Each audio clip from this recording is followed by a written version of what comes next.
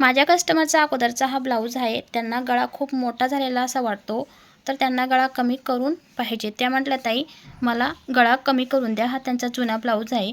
तर मी तुम्हाला सांगते की हा गळा मी कसा कमी करून देऊ शकते. म्हणजे जुना ब्लाऊज असेल किंवा तुम्ही तयार गळासुद्धा कमी करू शकता अगदी सहजपणे.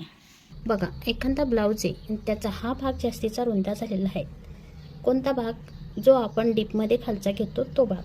तुमच्याकडून खूपच जास्त झाला तर तुम्ही काय करायचं आहे, खालच्या साईडला आपला दोन्ही शोल्डर, आपला जो मध्यस्थी भाग आहे गळ्याचा तो असा धरायचा आहे, बरोबर मदत घ्यायचा आहे, दोन्ही गळ्याच्या मधामध्ये घ्यायचा आहे आणि गळ्याला जितका तुम्हाला कमी लागत असेल तितका असा पकडायचा आहे आणि इथून एक शिलाई मारून घ्यायची.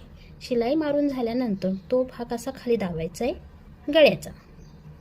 तो दाबून झाल्यानंतर तुम्ही या ठिकाणी इकडे डबल शिलाई मारू शकता. दोन्ही बाजूने शिलाई मारायची आहे आणि इथे तुम्ही दोन्ही बाजूने इथे लेससुद्धा लावू शकता. गळ्याला, पूर्ण गळ्याला लेस लावू शकता किंवा असे बटनसुद्धा लावू शकता.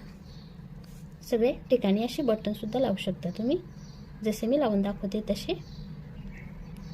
तर खूप सुंदर असा गळा दिसतो आणि तुमचं काम होऊन जातं, गळासुद्धा कमी होऊन जातो.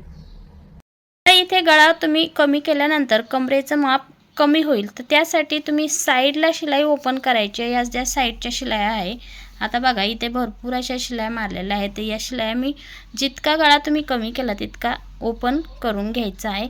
तर तुम्ही अगोदर बघून घ्यायचं की ब्लाऊजला किती शिलाया मारलेल्या आहेत त्या, तर त्यानुसार किंवा मार्जिन किती ठेवलेले आहेत त्यानुसार तुम्ही इथं कमरेचं माप कमी करायचं आहे.